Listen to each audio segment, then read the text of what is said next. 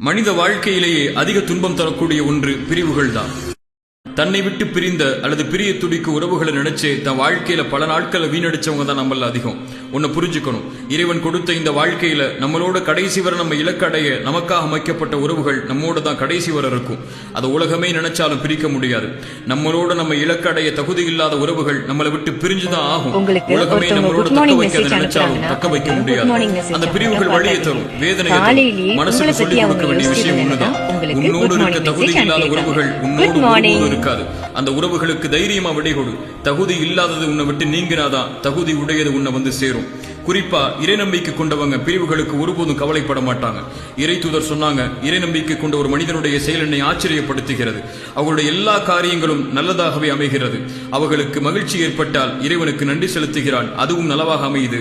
அவனுக்கு சிரமம் ஏற்பட்டால் பொறுமை காக்கிறான், அதுவும் நலவாக அமையுதுன்னு சொல்லி. பிரிவுகள் வேதனையை தந்தா பொறுமையாயிருங்க. நம்மளோட நமக்காக அமைக்கப்பட்ட உறவுகள் நம்மளோட கடைசி வரை இருக்குங்கிற நம்பிக்கையோட